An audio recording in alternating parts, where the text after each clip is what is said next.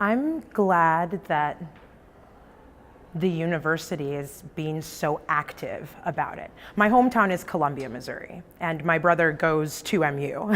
He's getting his degree in chemical engineering, his master's in chemical engineering. And while he hasn't directly experienced anything, he has had friends who have. And so I think that it's a beautiful thing that it's really being talked about, and it's like people are being so proactive about it now, because for a long time, I mean, it was sort of like something that was underneath the skin, but like was never really spoken about. And now like we have people having conversations all over the Missouri University school system. And I think that's pretty incredible that we're all talking about the same thing at the same time. So it makes me love my university system. It makes me love them. It makes me support them. I feel like we are teammates. I'm teammates with the university. It's great to see the university sort of stand up as an example for what you can do when you acknowledge there's a problem and let that become the beginning of a conversation to make things better, and see what that has led to. I want people to talk and to think and to question I don't want them to abandon their views, but just to question their views, especially in the scope of this poem. I would like to say that I hope that this poem and this discussion transcends beyond the University of Missouri system.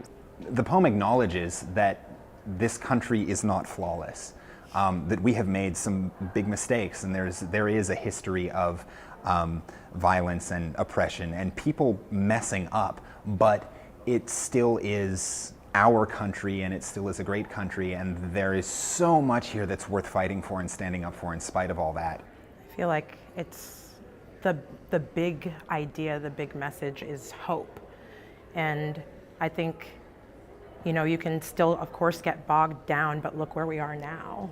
You know, I know we still have problems, but the fact that we're even still talking about it, you know, and something's still being done about it. It's back then, you know, people talked about it, but not a lot of things happened. Like, not a lot of things came to fruition because not everybody was on that train. And I feel like most people are on that train now. So we still get to have those conversations. We get to look deeper at it. So that was what the poem did for me mostly, was just instill this idea of hope. We're still struggling, but there's still hope. We can get better because we have gotten better.